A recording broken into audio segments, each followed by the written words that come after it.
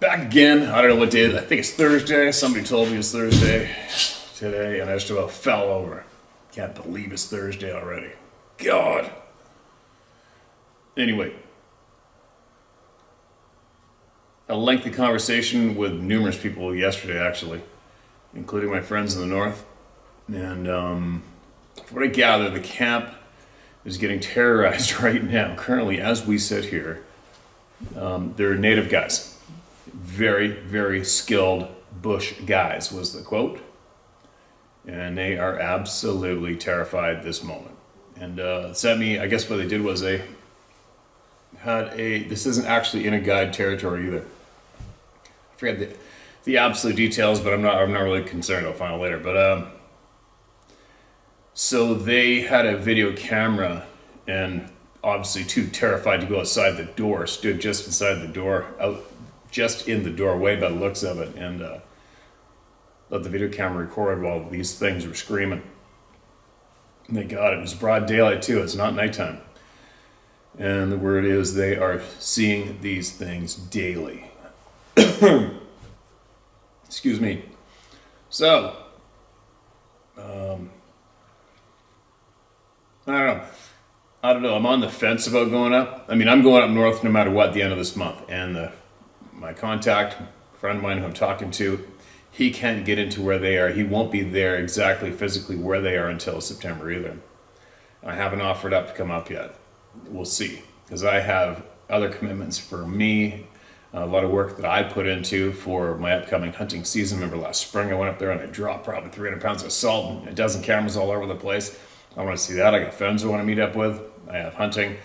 I have somebody I'm going to try to get a big elk with. I got a bunch of stuff that I really have to knock off.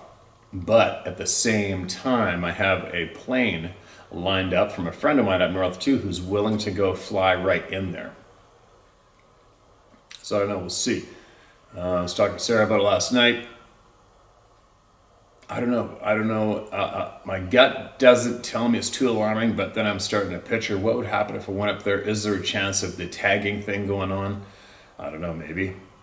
Would I possibly create something that I don't want in my life by going up there intentionally? I don't know. But my guts will know. My true instincts will know. Every single decision I make in my life, I go with my instincts. And that is probably why I am where I am. No one controlling me, and I'm doing good. So,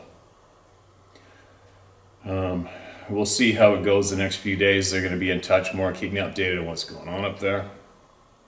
So anyways, getting back to what was sent to me. So they sent, I guess they are within satellite. They must be using satellite internet to be able to contact each other. Something.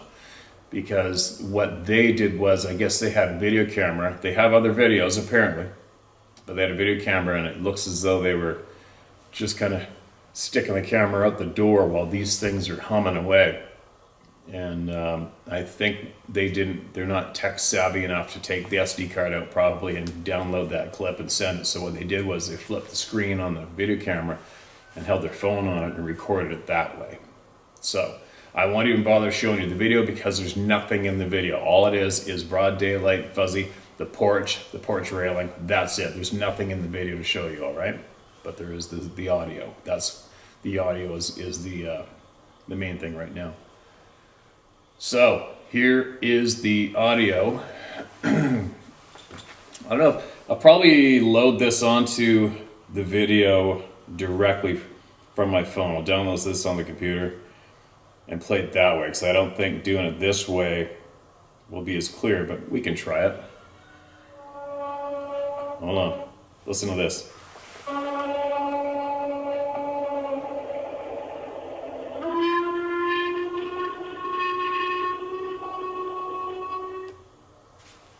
One more time.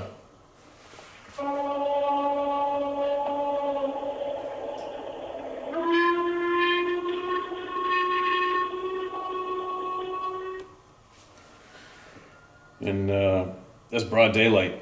So they also said that he'll get me all the original soon enough, as soon as he can. But I don't know. We'll see. We'll see if I'm going to go up there or not. And I contacted somebody you guys all know, and I don't need you to hound anybody at all, but I contacted somebody you guys all know, and definitely that person showed a huge interest in going up. I don't know. For me, my incentive would be to talk to that whole crew and share with them what I know and to encourage them not to quit. But this does sound a little alarming, doesn't it? I mean, seeing them quote all the time, more than one, and broad daylight, they're doing this shit to these guys. What's up with that? That sounds a little on the alarming side, right? But nobody's disappeared, nobody's been harmed. But I don't know many of the details of what's going on yet, so we'll see. It's kind of funny, I was just thinking about this earlier. I was thinking, imagine if, I don't know how many people are listening to these videos that have given themselves the title of a researcher, and they, in their mind, are still stuck in that place where they think they need proof for the world. I'd imagine those people who are in that camp, they must be going absolutely apeshit hearing this one. Oh my God, I gotta get up there. I have to be the first one. I have to get it on video. I have to prove to the world, right? I don't know how many people have been on this page from the beginning, but you gotta admit, this group is so far beyond that now, it's ridiculous. Don't you agree? The thought of needing proof does not enter my mind in the slightest, feeblest way ever. We are way, way, way beyond that place, that quagmire. Imagine at this point of the game, after listening to all the people who, we only have each other. That's all we got as a people. Imagine being at this stage of the game of all the brave people coming forward, making this group the most powerful one on the face of the planet when it comes to this topic. And that's a fact. And imagine actually being stuck, thinking you need proof for the world at this stage of the game. I do not envy anyone who is stuck there. That's for certain. But anyway, let's take a minute out here and I will play the audio recording again, download it. Here you go.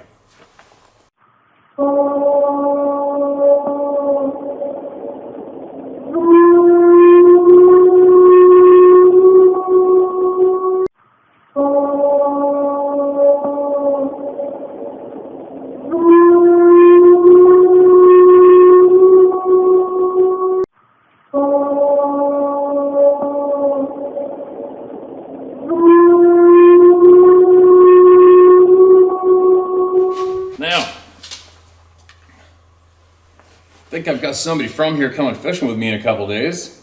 I think there's a whole shit pile of people trying to come fishing with me, but I guess the scamdemic is having a negative impact on a lot of people wanting to do that. So we'll see what comes.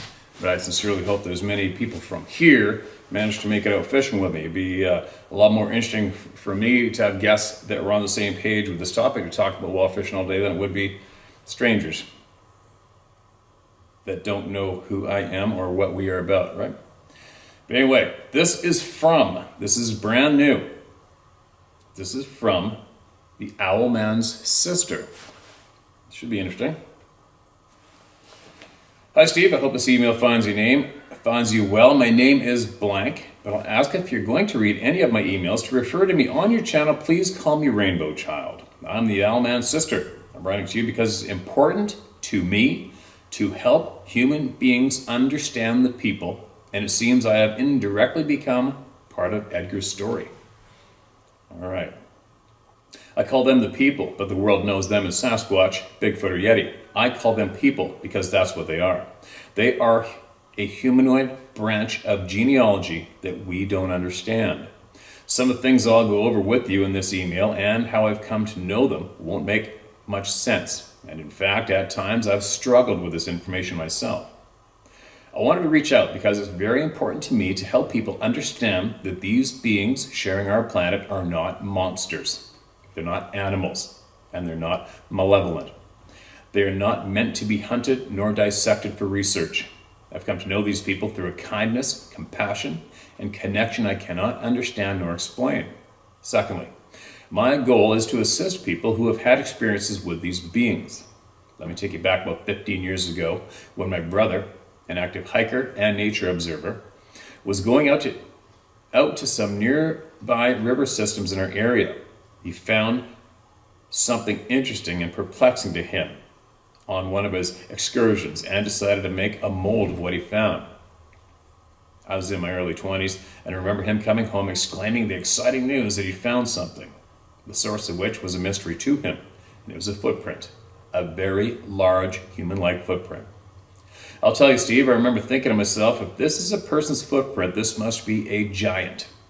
My brother has been a very well-respected animal breeder his entire adult life, breeding animals of all kinds with feathers, fur, and gills. He grew up on the banks of the water systems in our area, and he knew the rivers and lakes and creeks like the back of his hand. After realizing he couldn't ascertain origin of this footprint, nor why someone this size would be in the area he found the print, he reached out for assistance. But somehow this print hit him to his core, and I watched as this discovery changed my brother forever. Many, many years later, it was determined by experts that this print was of an unknown species. Fast forward a few years, and by this time, we know there is an unknown species of life running around the mountains, caves, and water systems. So naturally, my brother took a scientific approach and began to collect data of all kinds. During his research, he learned there are some humans, a biosensor or bioantenna as I like to call us, who are able to consciously connect with the people.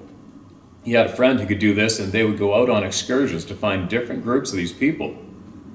And his friend at the time would telekinetically reach out to connect. My brother explained what he was doing, but I was busy living my life until one day he asked me if I'd like to come out with him. Mind you, I've been hearing stories about Sasquatch for many years, and I'm open to things that can exist, but I might not be aware of. But it's a whole other story when you have a one-on-one experience yourself. Not having any experiences at this point, and was curious. I eagerly accepted, and my brother and his friend and myself went out. I immediately had an experience. I could see the people with my naked eye. I could hear them and feel their presence. From that day forward, my life has never been the same. Over the course of the next 10 years, I began to learn more and more about them. They've shared their consciousness with me, and I'm able to their access memories. Let me read that sentence one more time. They've shared their consciousness with me, and I'm able to their access memories. So I meant probably I'm able to access their memories. I'm reaching out today not only because it's my personal mission to educate human beings about the existence of these people, but also, and most importantly, I have vowed to assist people who have had experiences to be able to psychologically and emotionally handle and process the experience. Good for you. Absolutely appreciate that.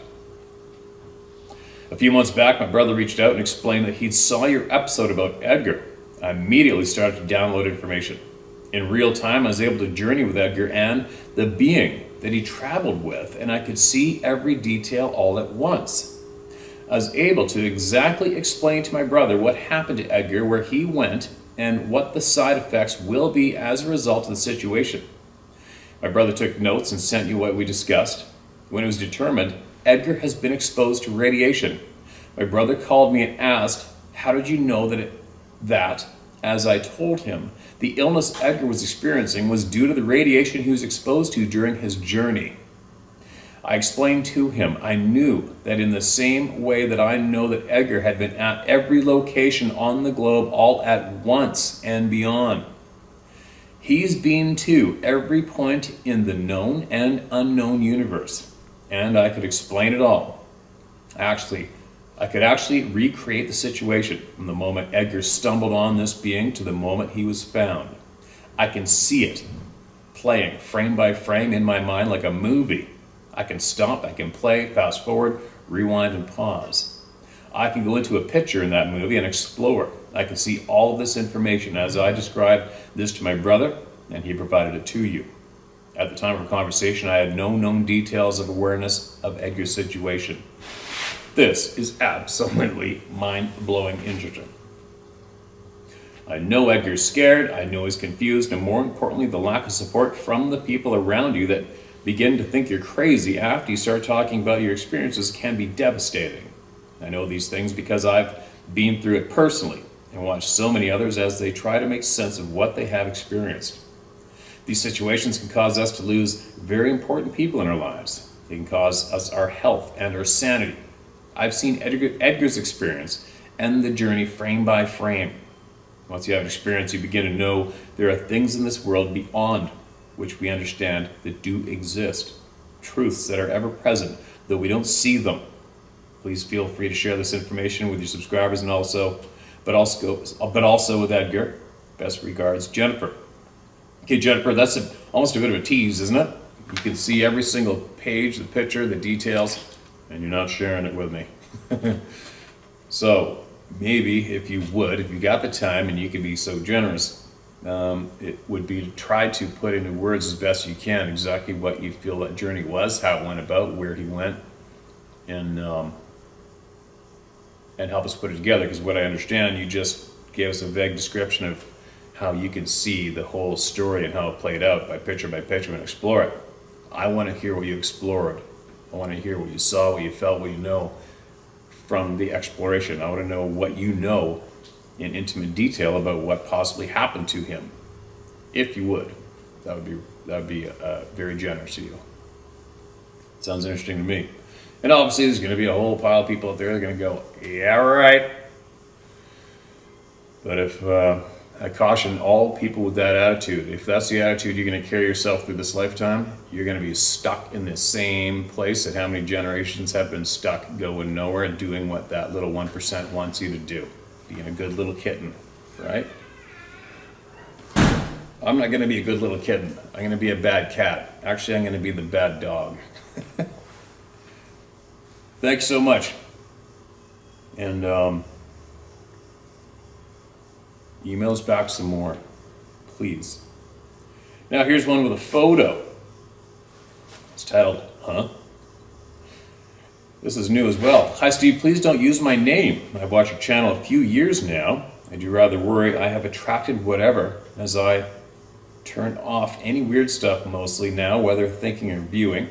I'm almost 65, grew up in the country of central BC town and spent 4.5 years in a log cabin there. I also spent 12 years in the Shuswap. I have stories related to me, both places.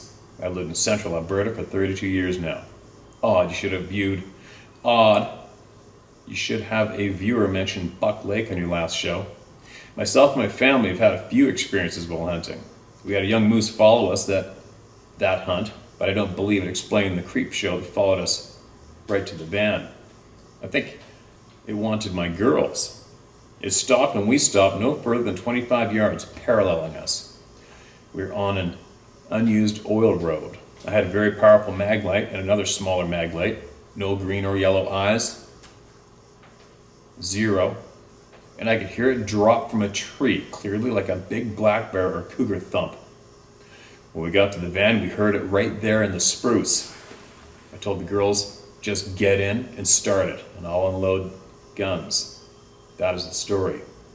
Another story at the same place was after I had an unsuccessful hunt and never left my usual half a liver offering. I was just back to the truck, to the same parking spot. The sound I heard was unearthly, like a woman from a lunatic asylum, but at least 5 times longer and louder than any person or elk could muster, with a distinct whoop at the end, and I oddly felt the air vibrate, and it seemed to feel the earth vibrate as if lightning struck. No interest of learning more, just into the truck. My windows were frosted on my old truck, and I said out loud, "Don't fail me now." Vroom. I could not get in fast enough, as it was after last shooting light. I was actually terrified and had goosebumps. I'll just say Buck Lake isn't far, but Sasquatch, or what it is, are way east of it. I still hunt the area and have other odd things in that area, camping, and had 3 notch replied to in the spring after moose and elk and deer should have shed. There's something though. A track between my garage and old truck in central Alberta. Not the first or last, and it creeps me out. Now, whether I'm sleepwalking in -30 or have a creep barefoot with a dog, or it is something odd, not sure what. Here's the track on top of our own track. Our own last tracks of the evening. My old dog passed before this. It stood on ice long enough to form a pressure ridge, or it warmed in the night and then dropped back to -30. So, Not saying. Here it is. Don't use my name.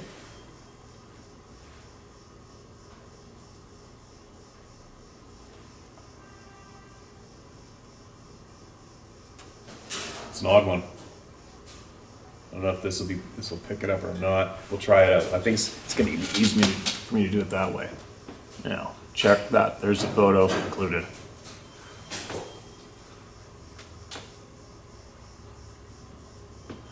I hope that's focusing. I don't think there's any claws in that.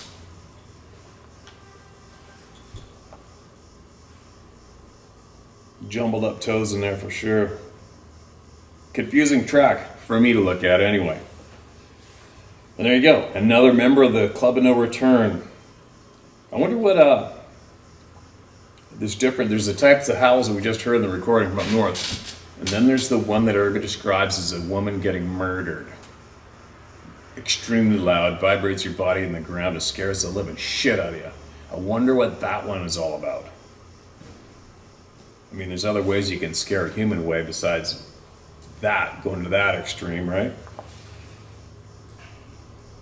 Another one, and another one, and another one.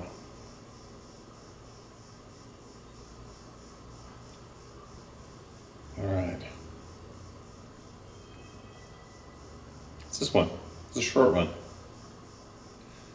Steve, I do feel alone in northern Wisconsin. Didn't believe shit, honestly, till me and my wife saw an effing dog man 6 years ago, and my digging for truth eventually found you. Tried talking to people in our area, but they think I'm crazy, even though I told them she was there and saw it too. That's it. This must be, I think this is a screenshot of a comment. Kitty Nightingale. You do feel alone. All right, well, you know what? I don't know how I can help. I can help by saying you're not alone if you just look at how many people are here. There's so many people here in the same boat as you. It's ridiculous. You're far from alone. You're just surrounded by a handful of scared people, that's all. And like I said, for a quick reminder on how to bring this topic up in your neighborhood, at work, your workplace, or whatever, you look people square in the eye, someone who you feel may be likely to have known something, and you just say, hey, have you ever seen anything weird in the woods around here, or such and such place, like something really odd, or heard something really weird, or seen some weird footprints or something? It's a very innocent, neutral way to deliver it. And then you can see their honest reaction. If they say, no, what do you mean? I don't know, I just saw something one time, no big deal. You shrug it off and you exit that exchange right away when you realize they're not game, they don't know shit. It's safe, right? Or somebody's gonna pause and gonna look at you to see if you're dead serious, and there you go. They're gonna assess you to see if you're safe. And then they're gonna probably go, yeah, I saw something real weird, what did you see? And then it happens, and then people come forward and they share it. So try that, all right? Instead of just bursting into the local small town coffee shop and whoever's sitting there saying, hey everybody, guess what I just saw? Right? That's not a good way to do it. I'm not saying you did it that way, but it's not a good way to do it. All right. Hi Steve, please read this because I have a real warning for people who have had what they believe is a good relationship with forest people. They do not function on the same emotions that we do. They don't process and act in the same things we do. Please be understanding and realize that they are not the same as you. I had a rough experience with people when I was young. Then my parents and I moved out into the Pacific Northwest rainforest. This sounds familiar. I was about 7. I was enjoying my woodland solitude, or just a lack of bullying that I endured before we relocated. I was innocent and very hungry for social interaction. My first experience was when I was playing with my rope swing by myself at the edge of the forest. I had a sense of being watched, but was feeling like maybe I could feel a potential friend nearby. I sent a share telling you how one day I had hit my head on the fir tree hard enough that the funk of my skull could be heard. I complained loudly, sat there recovering. I had an urge to look to my left up the small canyon and saw a juvenile peeking out from behind a tree. I played peekaboo and laughed, and then Dad hollered so loud that I was both scared and angry. I turned and yelled that we were just playing. I then threw my chest out and did my best, scared and angry, kitten yelled back at him. I think they viewed me with some humor and curiosity from then on, from 7 years old to 14 years old. My parents were cool with me hiking for 8 to 10 hours a day because I had been trained in direction and survival. I was homeschooled and a joyful person, only child. My sixth sense became such a part of me that I thought it was normal. In order to keep this email focused, I'm going to skip all the interactions with my forest people. We did have an understanding that I belonged there too, and I would stand up for it. The warning that I wanted to give is that I didn't understand their feelings. They had seen me abused by my parents and sometimes growled at them. I had a couple of times when I was shown compassion and support. I didn't discourage them. I'd go crying into the woods after being beaten by my parents, and they would make comforting sounds back. Then my parents caught on that there was something going on around us and told me that I could no longer go hiking in the woods. My life, they must have known, because they told me that I could have one more time in the woods to say goodbye to my friends. It was the most heartbreaking thing I could ever try to express to anyone. I cried and tried to explain, but just broke down on the forest floor crying. Finally, I walked back to my house heartbroken and sobbing uncontrollably. Not much time went by before I started seeing glimpses of them watching me from the forest. Also, they made themselves much more aware to me by cruising by my sliding glass door, sitting in the large fir tree outside my bedroom, and even when I moved to the second floor to sleep, they were there outside my window. I didn't realize how much they had involved themselves in my welfare. I was very nearly considered one of their clan, and I ended up leaving home at 15 years old. There might be a large display of "we own and protect her." All hell was going to break out. One of them even came in our front door unlocked and seeked me out one night while I was crying uncontrollably. He could hear me from outside my upstairs window. The one I was hiding from came upstairs and sat near where I was hiding and then just left. I asked my parents if it was them. They became afraid and said they would lock the doors. I left there because I didn't know how to handle an emotional situation that I had helped to create. This is so involved and it would be too long. I do wonder if I went back there if they would remember me. All right. I don't think I read that one on here, and that's definitely a different flavor, isn't it? Definitely a different flavor. I honestly can't say if that's a true story or not myself, right? Take from what you will or leave it. Right. What I am thinking about right now, my first thought is, just for the flavor of how I've been going today, is I have a one single easy, hopefully easy question I want to ask the owlman's sister, possibly this lady, and anyone else who claims to be communicating smoothly and understanding smoothly with these people. One big question I'm sure the audience will agree on is this: if you could please tell us why they go out of their way to kill our canine family members. I want to know why. All right? I want to know why they insist on tearing them in half, throwing them against the door dead on the porch, ripping their heads off, grabbing them by the neck in the box of a truck and squeezing and breaking their necks and killing them. All right? Because these canines are not going out of the way to harm them. They're not doing anything to them. They're part of our families, and they're getting annihilated by them intentionally, unprovoked. So if what I think there's numerous people out there who claim to be communicating smoothly with these people, please put it to rest for us once and for all and give us a smooth, confident answer to why they are killing our family member canines. That's what I want to know. That'll help me with a big part of my puzzle, okay? That's a question I've been asking for a long time, actually, is why? Why do dogs not like them? Okay? Please. I would be very appreciative of that being answered. And we can also move forward with even more. Now, see if I can squeeze one more in here, and then I got to get moving. What's this one? This is titled Beaver, Utah, Possible Bigfoot Encounter. Utah? Probably. Thought about this for a while, and I thought I would share it. My dad and I were up in the Tushar Mountains near Beaver, Utah, which is my hometown. We're going into a relatively secluded area to put fresh bait on a site we had for the bear hunt. Partway through the hike, it began to rain and thunder. However, instead of going back, we decided to tough it out and finish the job. As you get close to where the bait site is, you have to walk a bit up a hill, at the base of which is a small meadow. My dad is ahead of me, starting up the hill, and I was standing in the meadow preparing to follow, when a rock about the size of a volleyball came flying out of the trees in midair, then hit the ground between me and my dad and rolled into the bushes. I shouted out to him, "Hey, something just threw a rock at me." He didn't hear me though, as he was too far ahead, and the sound of the rain and the thunder made it hard to hear. I hurried to catch up to him. Luckily, I was carrying a .308 Mauser rifle for self-protection, but I still felt we needed to leave. When I caught up to him, I asked if there was anyone else in the area, to which he replied, "No, I doubt it."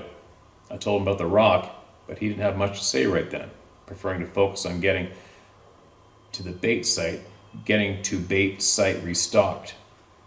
Once that was done, we began to hike the 2 miles or so back to the truck. Nothing else of note occurred. I asked him later what he thought it was, and responded that he had no idea, and it was very unusual. The rock was way too big to have been thrown by a person, unless that person were Andre the Giant. Plus, the rock was airborne when it hit the ground, so I doubt it had come loose on the hill from the rain. I guess I can't say for sure it was an encounter with the Sasquatch, but I really don't know what else could have hurled a rock that size, high, and length. It should also be noted that the exact place where we were in was not close to any road or ATV trail, so I doubt it was someone messing with us. I also had heard rumors of people seeing these entities in that general area before, but usually just chalked it up to campers from the city who are a bit too superstitious. Looks like maybe I was wrong. Feel free to use my story, though omit my name, as I come from a small town where everyone knows everyone. I enjoyed your channel greatly, as kept me company through my many evenings. Sincerely, your friend from Southern Utah. Okay, man, you know what it was. You know what I'm gonna say, oh man. I had a little bit of an interruption there. What was I saying? Sorry. Rocks coming out flying out of the tree. What I would like to know is possibly if you notice if that rock was a round, washed out river rock. That's another chunk of my puzzle I'm curious about, because we're having way too many people saying that rocks are coming flying at them, and they weren't from the area, and there was no water, no river system or anything, but they were washed out, rounded off river rock, big ones. That is very, very, very interesting to me. I am absolutely curious of how that's being pulled off. All right? You know what it was. You emailed us, you know what it was. Anyway, I gotta carry on. I'll be back shortly. And keep emailing me your stuff in.